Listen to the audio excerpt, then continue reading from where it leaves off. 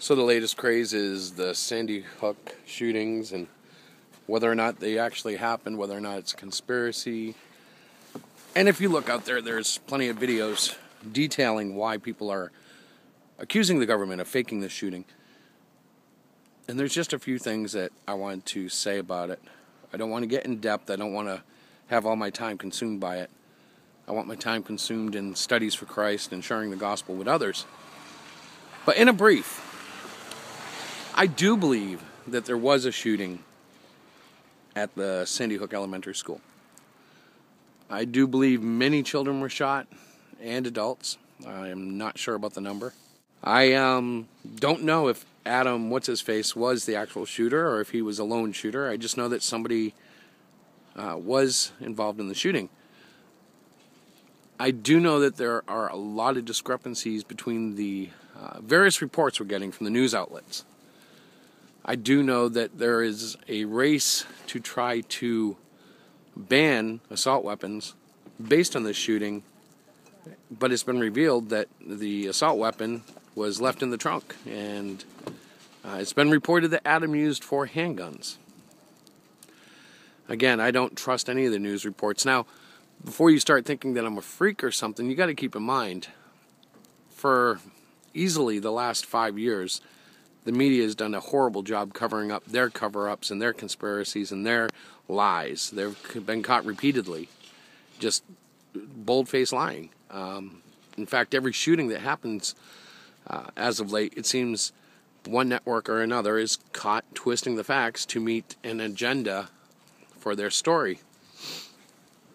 Do I think that the government completely hoaxed this shooting? No. But I do think that they're taking advantage of it. I do think they're trying to exploit it to get our weapons out of our hands.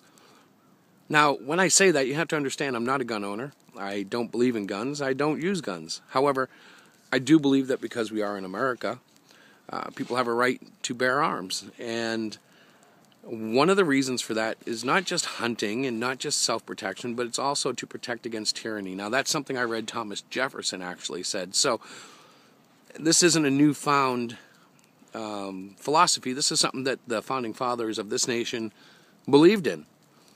Now, granted, an assault weapon with a 30-shot clip isn't going to do much against actual Army soldiers or Marines or SEALs or anything like that. It's still within the rights of these citizens to have them if they so desire. And I think the government needs to get rid of them so that they can exert more control over the citizens.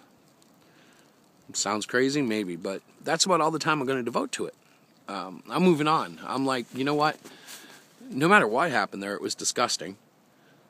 I do get a sixth sense that something is wrong and amiss with the American government and the way they've handled this shooting and the ones before it, such as the one in the Aurora, Colorado, Virginia Tech. The list goes on and on. There is an agenda being projected, and we're going to find out about that later on today as Obama releases his 19 or so executive orders, and we'll see what happens. But I think we're at a very dangerous time in American history because I know way too many people who are ready to revolt against this government on many levels for various reasons, and this just might be the tipping point. May God protect us all. Well, until next time, happy Jesus Day. God bless, and peace out.